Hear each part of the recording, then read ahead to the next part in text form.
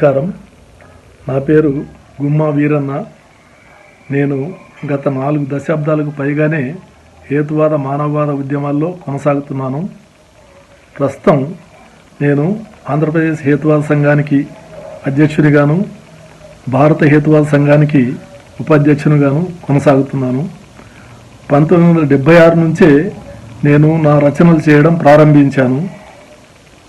మొదట్లో నేను కమ్యూనిస్టు ఉద్యమంలో కొంతకాలం పనిచేశాక 1980 నుంచి హేతువాద మానవవాద ఉద్యమంలో కొనసాగుతున్నాను.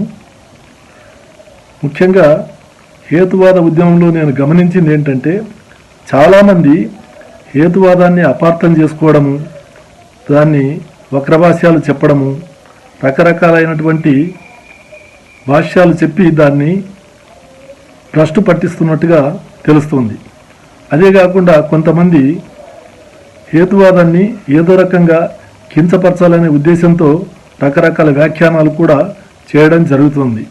వీటన్నిటినీ దృష్టిలో పెట్టుకుని హేతువాదాన్ని గురించి కార్యకర్తల్లో స్పష్టత కోసం, అవగాహన కోసం నేను చాలా గ్రంథాలు రచించాను.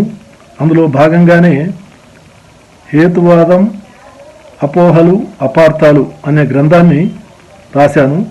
అది 2012లో హేమా పబ్లికేషన్స్ వారు దాన్ని ప్రచురించారు.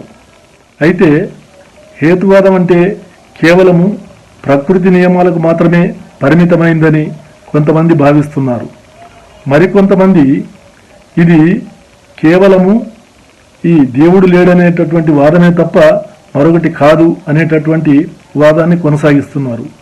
మరికొంతమంది ఈ హేతువాదం అనేది కేవలము సైన్స్కు మాత్రమే పరిమితమైంది, ఈ సైన్స్ కాకుండా ఇంకా సత్యాన్ని తెలుసుకోవడానికి చాలా సాధనాలు ఉన్నాయి, వాటిలో యోగము, కళలు వంటివి కూడా ఉన్నాయి అని చెప్పి భావించే వాళ్ళు ఉన్నారు.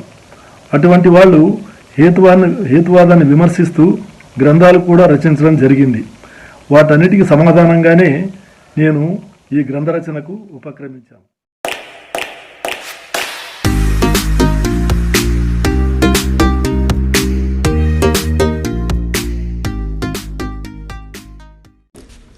హేతువాదం, అపోహలు, అపార్థాలు అనే వ్యాసం 2వ భాగం ఇది.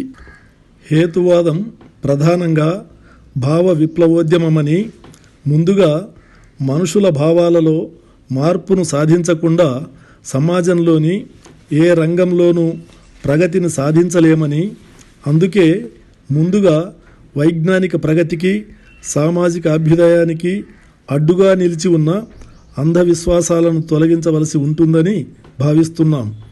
ఆ క్రమంలో హేతువాద సంఘం ముఖ్యంగా ఆంధ్రాలో గత 3 దశాబ్దాలుగా తన కృషిని కొనసాగిస్తూనే ఉంది.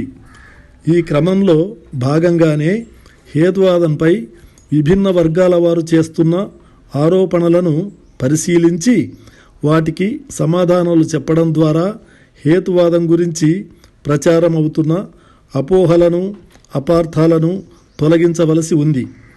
తాత్వికంగా, తార్కికంగా కొన్ని ఎత్తుగడలు పన్ని, జిమ్మిక్కులు చేసి సామాజికుల్లో కొంత గందరగోళాన్ని, అయోమయత్వాన్ని సృష్టించడం ద్వారా కొందరు మత పునాదులను మరింతగా పటిష్టపరచడానికి ప్రయత్నిస్తున్నారు. ముందుగా ప్రచ్ఛన్న మతవాదుల వాదనలను గురించి తెలుసుకోవాలి. అప్పుడే కొందరిలో నెలకొన్న అపోహలు, అపార్థాలు తొలగిపోయి విషయాలకు సంబంధించి మరింత స్పష్టమైన అవగాహన ఏర్పడగలదు. హేతువాదం, శాస్త్రీయ దృక్పథం అవసరమే కానీ సత్యావిష్కరణకు అవి చాలవని, కావున సత్యానికి సైన్సు ఒక్కటే సాధనం కాదని, సైన్సు అర్థం చెప్పలేని ప్రపంచాన్ని అర్థం చేసుకోవడానికి శాస్త్రీయేతర పద్ధతులపై ఆధారపడాలనే వాదం ఒకటి వినిపిస్తున్నది. ఈ వాదం ఇంకా ఇలా కొనసాగుతుంది. శాస్త్ర పద్ధతి ద్వారా తెలుసుకోగలిగింది అతి పరిమితమని, తెలుసుకోరానిదే అనంతమని, కావున శాస్త్రం సత్యాలను తెలుసుకుంటుందనడం తప్పు అని. చివరికి ఈ వాదం ఎక్కడిదాకా పోతుందంటే, వస్తుపరమైన వాస్తవిక సత్యాన్ని శాస్త్రమే కాదు, మానవునికి అందుబాటులో ఉండే ఏ ఒక్క జ్ఞాన ప్రక్రియ, ఏనాటికి తెలుసుకోజాలదని తీర్మానిస్తుంది. శాస్త్రజ్ఞుడు, యోగి, కళాకారుడు ఎవరి ప్రపంచం వారికి సత్యం, ఎవరి అనుభవం వారికి సత్యం. ఒకరి సత్యం వేరొకరికి తెలియవలసిన పని లేదంటుంది ఈ వాదం. పైకి చూడ్డానికి ఈ వాదం హేతువాదం కన్నా గొప్పదైన వాదంగా కనిపిస్తుంది. సత్యావిష్కరణకు సైన్స్ మాత్రమే కాక అనేక సాధనాలున్నాయనే దాన్ని బట్టి సైన్సును మించిన వాదంగానూ కనిపిస్తుంది. ఈ వాదాన్ని విశ్లేషిస్తే అందులోని సత్యాసత్యాలు మనకు అవగతమవుతాయి. సైన్సు అర్థం చెప్పలేని ప్రపంచాన్ని అర్థం చేసుకోవడానికి శాస్త్రీయేతర పద్ధతులపై ఆధారపడాలని ఒకవైపు వాదిస్తూనే, మరోవైపు శాస్త్రమే కాదు, మానవునికి అందుబాటులో ఉండే ఏ ఒక్క జ్ఞాన ప్రక్రియ వాస్తవిక జ్ఞానాన్ని ఏనాటికి తెలుసుకోజాలదనడం పరస్పర విరుద్ధంగా లేదా? ఏ ఒక్క జ్ఞాన ప్రక్రియ వాస్తవిక జ్ఞానాన్ని ఏనాటికి తెలుసుకోజాలదని తీర్మానించుకున్నాక ప్రపంచాన్ని అర్థం చేసుకోవడానికి శాస్త్రం మీదనో శాస్త్రీయేతర పద్ధతుల మీదనో ఆధారపడాలనడం ఎందుకో?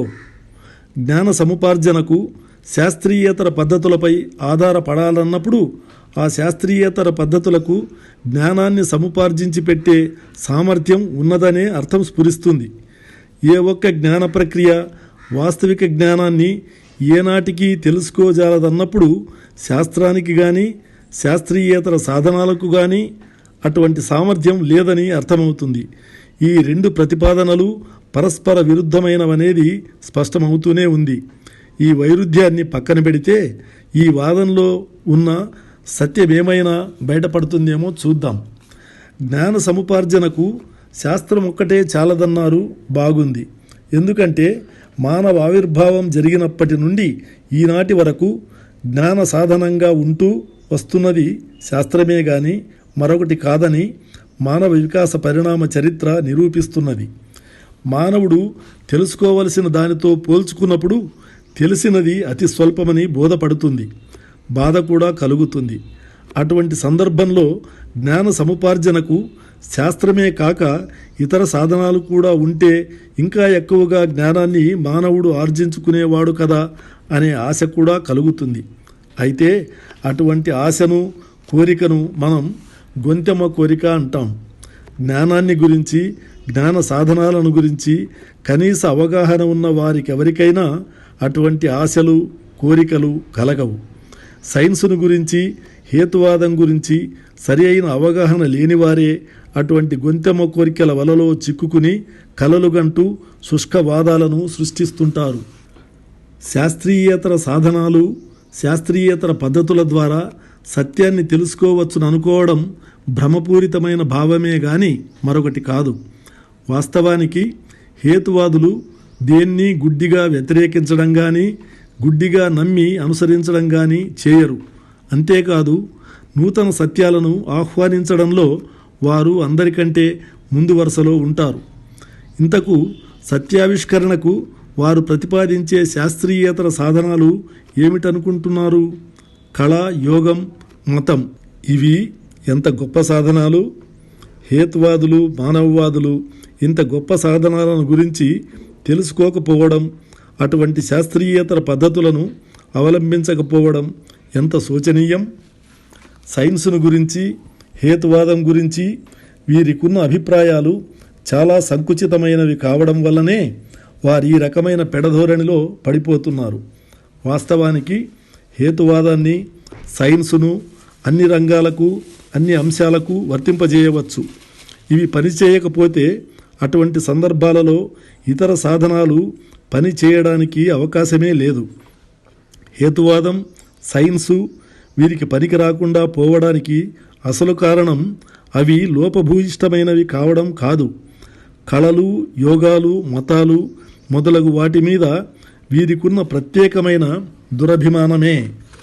ఈ క్రమంలో పరిశీలించినప్పుడు ఎన్వి బ్రహ్మం గారు రచించిన పుస్తకం కళాశాస్త్ర వివాదంలో హేతువాది హేతివాదంలో హేతువాదాన్ని గురించిన అపోహలు చాలా చోటు చేసుకున్నట్లు గమనించవచ్చు. వారికున్న అభిప్రాయాలను సత్యాలుగా చిత్రీకరించడానికే కొన్ని నూతన వాదాలను సృష్టించినట్లు అర్థం చేసుకోవలసి వస్తుంది. ఈ క్రమంలో పరిశీలించినప్పుడు శ్రీ ఎన్వి బ్రహ్మం గారు రచించిన పుస్తకం కళాశాస్త్ర వివాదంలో హేతువాదాన్ని గురించిన అపోహలు చాలా చోటు చేసుకున్నట్లు గమనించవచ్చు. వారి దృష్టిలో కళాకారుడు, యోగి ఎటువంటి వాడో ఈ దిగువ వాక్యాలలో చూడండి. ప్రకృతిని శాస్త్రకారుడు వివేక స్థాయిలో అర్థం చేసుకుంటే కళాకారుడు ఉద్వేగ స్థాయిలో అర్థం చేసుకుంటాడు. ప్రకృతిని అవగాహన చేసుకోవడంలో ప్రయోగం ఒక్క స్థాయిని పట్టిస్తే యోగం మరో స్థాయిని పట్టిస్తుంది. శాస్త్రజ్ఞుడు, కళాకారుడు, యోగి ఎవరి సత్యం వారిది. ఒకరి సత్యం వేరొకరికి తెలియవలసిన పని లేదని కూడా తీర్మానిస్తున్నారు. ఎవరి సత్యం వారిదనే వాదం అర్థం లేనిది. మనం జాగ్రత్తగా పరిశీలిస్తే ఈ వాదం శాస్త్రానికి ఏమాత్రం సరిపడదు. శాస్త్రీయ సత్యాలు సర్వులకు ఒకే రకంగా దర్శనమిస్తాయి తప్ప ఒక్కొక్కరికి ఒక్కొక్క రకంగా కనిపించవు. శాస్త్రీయ పద్ధతిలో జరిపే ప్రయోగాలు ఎక్కడ, ఎప్పుడు, ఎవరు జరిపినా ఒకే రకమైన ఫలితాలను ఇస్తాయే తప్ప భిన్న ఫలితాలను ఇవ్వవు. అందుకే శాస్త్రీయ సత్యాలు విశ్వజనీనతను సంతరించుకుని సర్వామోదయోగ్యంగా నిలుస్తున్నాయి. ఎవరి సత్యం వారిదనే వాదం మతవాదానికి సరిగ్గా సరిపోతుంది. ఎందుకంటే మతవాదంలో ఉన్నన్ని వైరుధ్యాలను మనం ఎక్కడా చూడలేము. మతవాదుల సత్యాలు ఒక్కో మతానికి ఒక్కో విధంగా ఉంటాయి. అంతేకాదు ఒకే మతంలోని వారికి కూడా మనిషికి సత్యం మారుతుంటుంది. అందుకే వాటిని మనం మత సత్యాలు అనలేము, మత విశ్వాసాలు అంటాం. ప్రకృతిని శాస్త్రకారుడు వివేక స్థాయిలో అర్థం చేసుకుంటే కళాకారుడు ఉద్వేగ స్థాయిలో అర్థం చేసుకుంటాడనడం హాస్యాస్పదం. దేన్నైనా ఎవరైనా అర్థం చేసుకోవడానికి కావలసింది వివేకమే కానీ ఉద్వేగం కాదు. ఉద్వేగంలో ప్రకృతిని అర్థం చేసుకునే అవకాశమే ఉండదు. అటువంటప్పుడు ఉద్వేగ స్థాయిలో కళాకారులు కనిపెట్టే సత్యాలు ఉండవు. అందువల్ల కళాకారుల సత్యాలు, శాస్త్రజ్ఞుల సత్యాలు, మతస్థుల సత్యాలు అనేవి విడివిడిగా ఉండవు. సత్యాన్ని దర్శించడానికి వివేకమొక్కటే సరి అయిన సాధనం కానీ కళలు, యోగాలు వగైరా సాధనాలు కాజాలవు. ప్రకృతిని అర్థం చేసుకోవడంలో ప్రయోగం ఒక స్థాయిని పట్టిస్తే యోగం మరో స్థాయిని పట్టిస్తుందనడం అబద్ధం, అర్థరహితం. అది యోగానికి ప్రయోగ స్థాయిని కట్టబెట్టే కుటిల ప్రయత్నం. వాస్తవానికి యోగులు, కళాకారులు కనిపెట్టిన సత్యాలనేవి ఏవీ లేవు. వేలాది సంవత్సరాల మానవ చరిత్రలో కళాకారులు కానీ యోగులు కానీ ఏ ఒక్క సత్యాన్ని కనిపెట్టిన దాఖలాలు లేవు. అయినా వారిని సత్య సాధకులుగా చిత్రించబోనడం వారి వివేక స్థాయిని తెలియజేస్తుంది. కళలు వినోద సాధనాలే గాని సత్య సాధనాలు కావు. అందువల్ల కళల ద్వారా సత్య సాక్షాత్కారం జరగదు. వాస్తవానికి వినోద సాధనాలైన కళలు కూడా అభివృద్ధి చెందడానికి ఉపయోగపడేది శాస్త్ర సత్యాలే. ఉదాహరణకు సర్కస్ కళాకారుడు చేసే సర్కస్ ఫీట్ల వెనుక పనిచేస్తున్నవి సైన్స్ సూత్రాలే కానీ వేరేమీ కావు.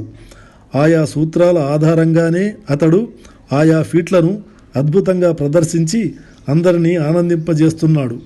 దీన్ని బట్టి మనకు అర్థమయ్యేది ఏమిటంటే కళలకు కూడా శాస్త్రజ్ఞానమే పునాది అవుతుంది కానీ శాస్త్రానికి కళలు పునాది కాలేవని. ఈ వాస్తవాన్ని తల్లక్రిందులుగా చేసి చూపడానికి వక్రభాష్యాలు చేస్తున్నారు. కళాశాస్త్ర వివాదంలో హేతివాదం పేజీ నంబర్ 8లో ఈ విధంగా ఉంది. వాస్తవాంశాలుగా వస్తువుల ప్రాథమిక గుణాలను మాత్రమే గ్రహించి వాటికి ఆనుషంగిక గుణాలను గణనలోకి తీసుకోకపోవడంలోనే శాస్త్రాలు పాక్షిక సత్యాలైపోయినాయి. అంటే అవి పాక్షికంగా అసత్యాలు కూడా అయినాయన్న మాటే. అంటే శాస్త్రాలు వాస్తవాంశాలలోని ప్రాథమిక గుణాలను గ్రహించి ఆనుషంగిక గుణాలను గ్రహించలేవనే ఆరోపణ. అటువంటి ఆనుషంగిక గుణాలను గ్రహించేది కళ అని తాత్పర్యం. అదే పుస్తకం 39వ పేజీలో ఇలా ఉంది.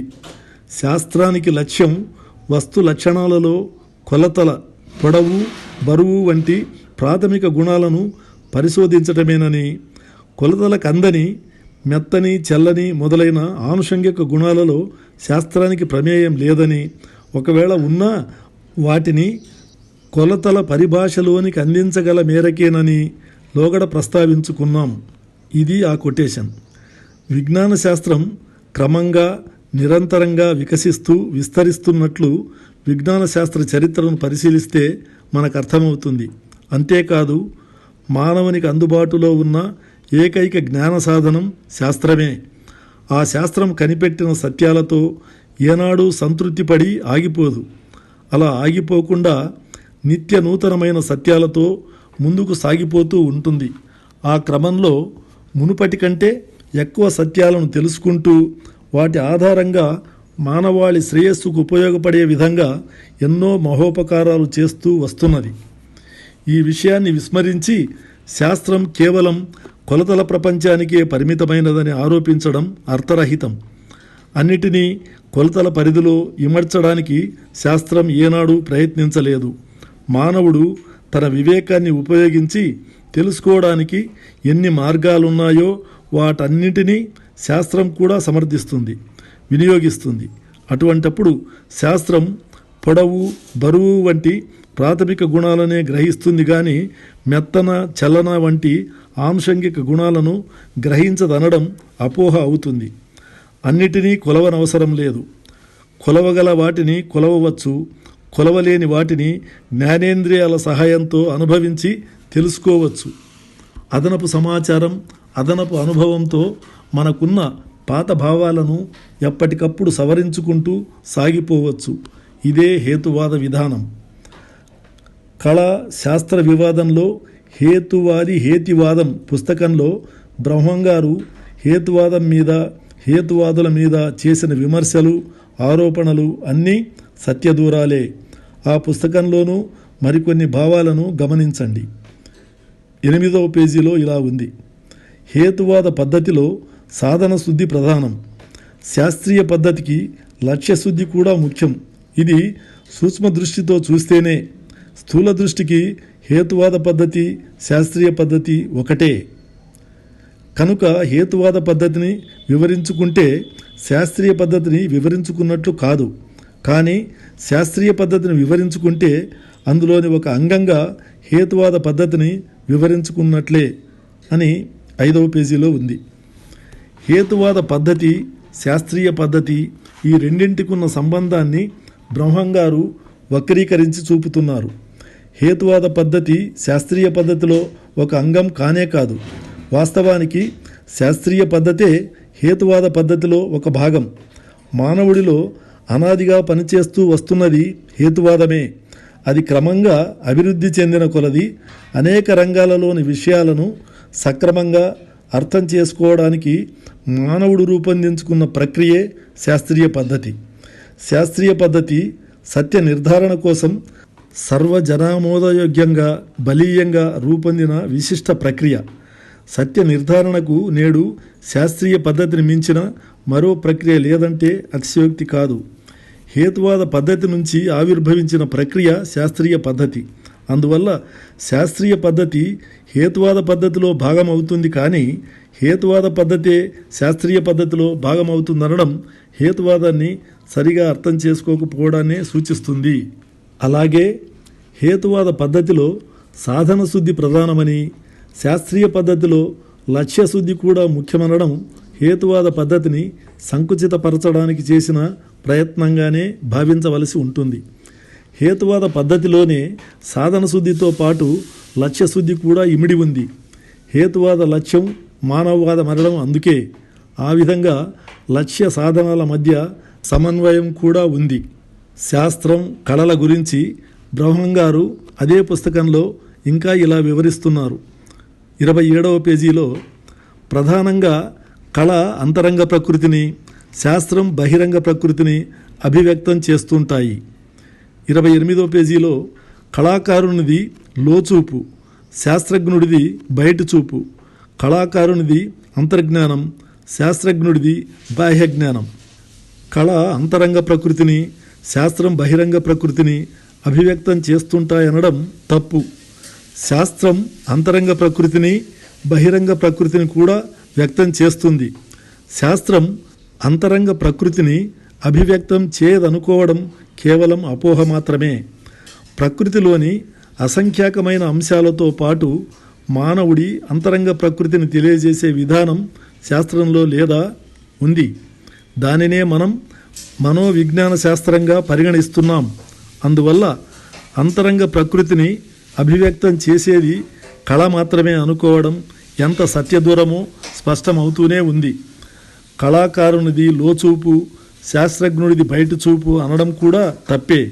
కళాకారునిది అంతర్జ్ఞానం, శాస్త్రజ్ఞుడిది బాహ్యజ్ఞానం అనడం ఆయా విషయాల పట్ల వారికున్న అవగాహన రాహిత్యాన్నే సూచిస్తుంది. పై భావాలకు విరుద్ధంగా మరోచోట కళాశాస్త్రాల గురించి వారి వ్యాఖ్యానాలు చూడండి. స్థూలంగా చూస్తే శాస్త్రం జిజ్ఞాస ఫలితం, కళ సృజన ఫలితం. శాస్త్రానిది ఆలోచన, కళది ఆచరణ. అదే పుస్తకం పేజీ 27. ఈ భావాలు పూర్తిగా నిరాధారం. శాస్త్రంలో సృజన లేదనడం, అది కేవలం కళకే స్వంతమనడం శాస్త్రాన్ని అపహాస్యం చేయడమే. ఆలోచన ద్వారానే సృజన ద్వారాలు తెరుచుకుంటాయి. ఆలోచన లేకుండా ఉంటే ఆచరణ కాజాలదు. అది కళ అయితే కావచ్చు.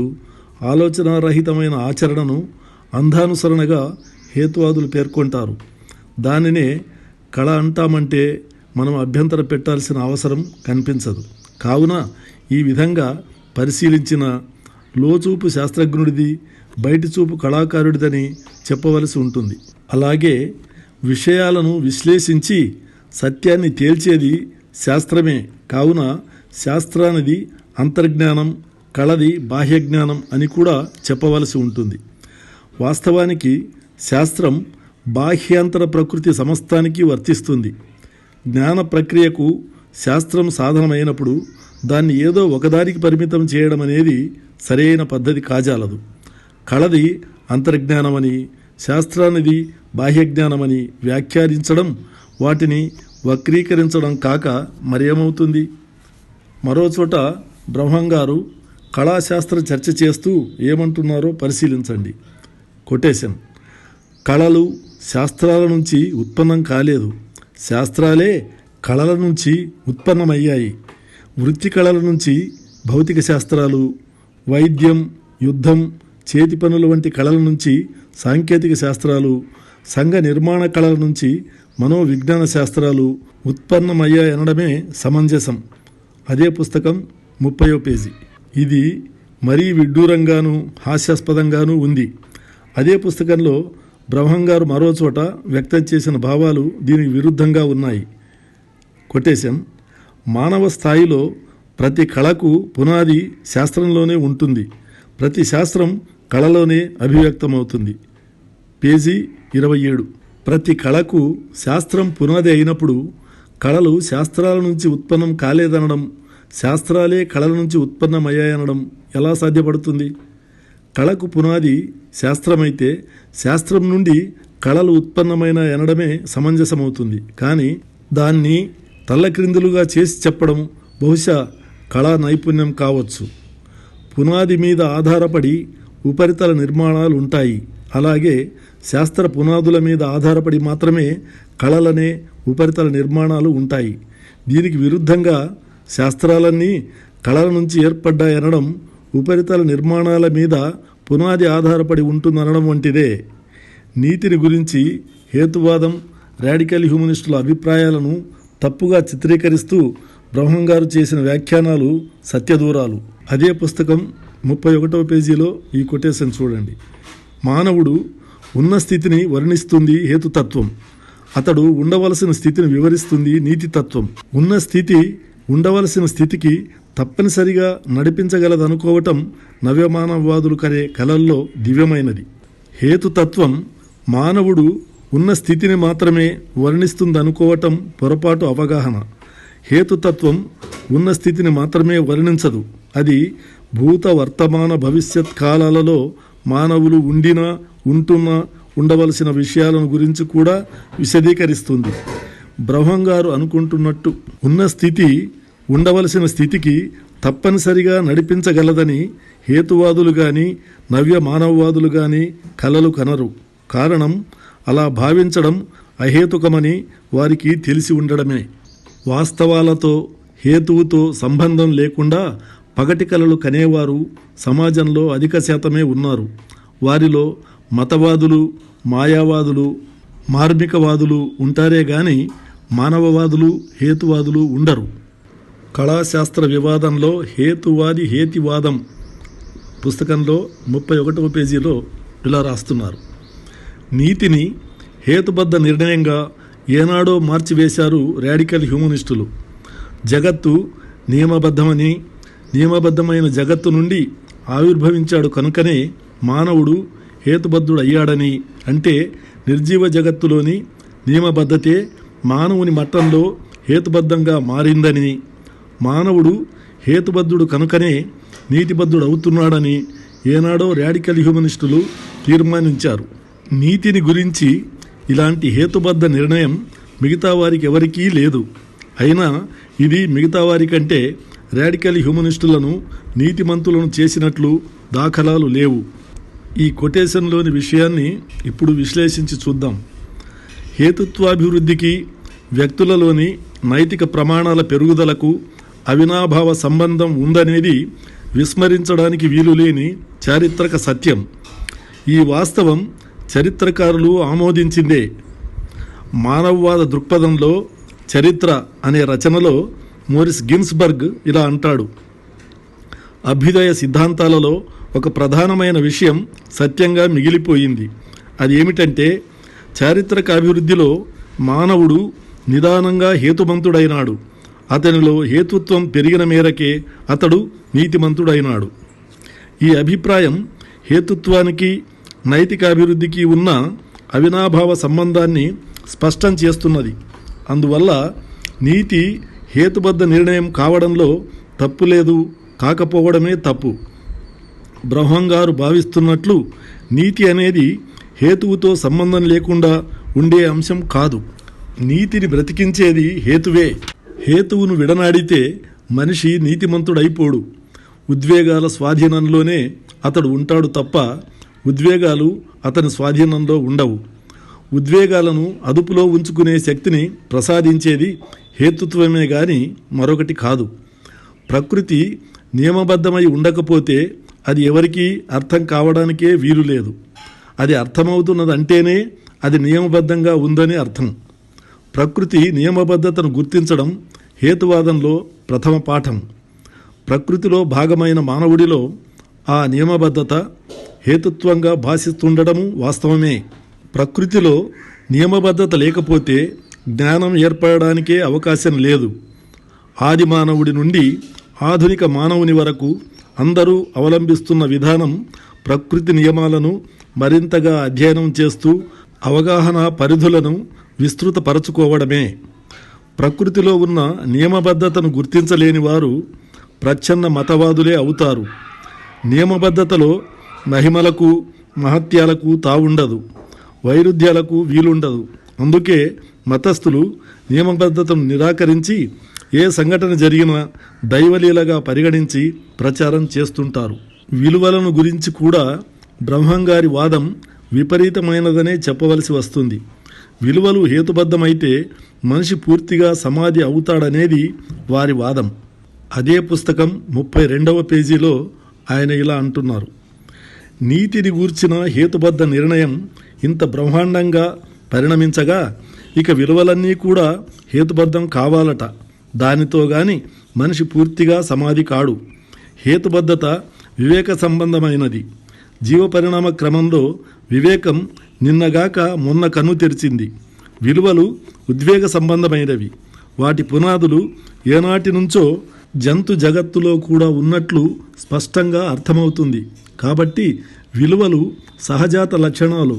వాటిని హేతుబద్ధం చేయడమేమిటి అని ప్రశ్నిస్తున్నారు. విలువలు ఉద్వేగ సంబంధమైనవనడం పొరపాటు అవగాహనే. అవి సహజాత లక్షణాలు కాబట్టి హేతుబద్ధం చేయటమేమిటని ప్రశ్నించడం అహేతుకమే గాక అమానుషం కూడా అవుతుంది. ప్రశ్నించరాదని కాదు నేను అంటున్నది. విలువలను హేతుబద్ధం చేయరాదనడం మనుషులను జంతువుల స్థాయిలోనే మిగిలిపొమ్మనడం వంటిదవుతుందని నా భావం. విలువలు మానవులకు సంబంధించినంత వరకు మనుషుల ఉనికితోనే ప్రారంభమవుతాయి. హేతువాదులు, మానవవాదులు స్వేచ్ఛను మౌలిక విలువగా గుర్తిస్తారు. స్వేచ్ఛా పరిధులను విస్తృతపరుచుకునే ప్రక్రియలో మానవుడు అనేక విలువలను రూపొందించుకుంటూ వస్తున్నాడు. సత్యం, ధర్మం, నీతి మొదలైన విలువలన్నీ హేతువుతో ముడిపడి ఉన్నవే. హేతువును విడనాడితే విలువలకు స్థానమెక్కడ? ఉద్వేగాలను రెచ్చగొడితే విలువలు వృద్ధి చెందవు. హేతువును సక్రమంగా ఉపయోగిస్తేనే జ్ఞానం లభిస్తుంది. జ్ఞానం బోధపడినప్పుడే సత్యం రూపొందుతుంది. జ్ఞానం ఏర్పడిన మేరకే విలువలు వికసిస్తాయి. విలువలు వికసించిన మేరకే వ్యక్తులు ఔన్నత్యాన్ని పొందుతారు. వ్యక్తుల ఉన్నతిని బట్టే సమాజోన్నతి ఆధారపడి ఉంటుంది.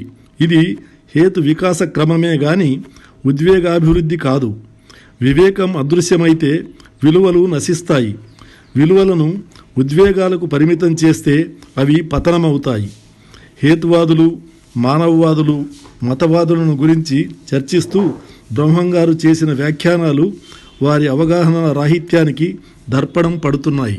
అదే పుస్తకం 37వ పేజీలో బ్రహ్మంగారు ఇలా అంటున్నారు: ఈనాడు హేతువాదులమని, మానవవాదులమని భావించే చాలామంది ప్రముఖుల్లో లేని హేతువాదం, మానవవాదం ఈ మతవాదుల్లోనే స్పష్టంగా కనిపిస్తుంది. హేతువాదం, నీతివాదం, మతవాదం, మానవవాదం, ఆస్తికవాదం, నాస్తికవాదం, కళావాదం, శాస్త్రవాదం వగైరాలు అభ్యుదయదాయకాలా కాదా అన్నది ఆయా ముద్రల మీద ఏమీ ఆధారపడి ఉండదు.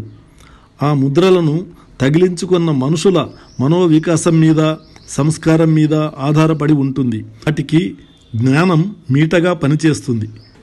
ఇది ఆ కొటేషన్. జ్ఞానంలో వైరుధ్యాలకు తావుండదు. పరస్పర విరుద్ధమైన భావాలను, పదాలను జ్ఞానం ఏకకాలంలో సమర్థించదు. మతవాదాన్ని, ఆస్తికవాదాన్ని సమర్థించేది జ్ఞానం కాజాలదు. అది జాడ్యమవుతుంది. దానిని హేతువాదులు, మానవవాదులు మతజాడ్యం అంటారు. వాస్తవానికి నేటి మతాలన్నిటిలోని ప్రధాన లక్షణంగా ఈ ధోరణే వ్యాపిస్తున్నది. ఇది అత్యంత ప్రమాదకరమైన ధోరణి కూడా. ఎప్పుడేది జరిగినా అన్నిటినీ సమర్థించుకోవడానికి ఉపయోగపడే అవకాశవాద ధోరణి కూడా ఇదే. ఇటువంటి మోసపూరిత వాదాలను చేపట్టడం వల్లనే మతాలు ఇంకా మనగలుగుతున్నాయి. ఇటువంటి వాదాలను ఎవరు ఏ పేరుతో సమర్థించినా అది మానవవాదం పట్ల అపచారం చేసినట్లు అవుతుంది. సమగ్ర జ్ఞానం ఉన్నవాడు ఆస్తికవాది కానీ, నాస్తికవాది కానీ అభ్యుదయవాదిగా తేలగలడనడం ఆత్మవంచన, పరవంచన కూడా అవుతుంది. మొత్తం మీద చెప్పదలుచుకున్నది ఏమిటంటే, హేతువాదులు కానీ, మానవవాదులు కానీ కళలను వ్యతిరేకించరు, నిరాకరించరు, ద్వేషించరు. అయితే మానవులకు సంబంధించినంత వరకు కళల స్థానం ఏమిటి, ఎక్కడ అనే ప్రశ్న వచ్చినప్పుడు వాటి స్థానం శాస్త్రానికి తరువాతదే గాని ముందు మాత్రం కాదని గుర్తుంచుకోవాల్సి ఉంటుంది. మరో విషయం ఏమిటంటే, కళలు వినోద సాధనాలే గాని సత్య సాధకాలు మాత్రం కాజాలవనేది. మానవుడి స్థాయిలో వివేకం యొక్క స్థానం అద్వితీయమైనది. ఎట్టి పరిస్థితుల్లోనూ వివేకాన్ని విడనాడడానికి వీలు లేదు. మానవులు ఏ రంగంలో అభ్యుదయాన్ని సాధించాలన్నా ప్రధానంగా ఆధారపడవలసింది వివేకం మీదనే. కళలు, మతాలు, యోగాలు చాలా వరకు మార్మికతను సంతరించుకుని అస్పష్టమైన భావాలను ప్రచారం చేస్తూ వస్తున్నాయి. తద్వారా సమాజంలోని వ్యక్తులలో వైరుధ్యాలతో కూడిన గందరగోళం చోటు చేసుకుంటున్నది. అటువంటి పరిస్థితులను మార్చుకోవడానికి మానవజాతికున్న ఏకైక సాధనమే హేతుత్వం. దీనితో హేతువాదం, అపోహలు, అపార్థాలు అనే వ్యాసంలోని 2వ భాగం పూర్తయింది. ఇక మిగిలిన వ్యాసాన్ని 3వ భాగంలో పరిశీలిద్దాం.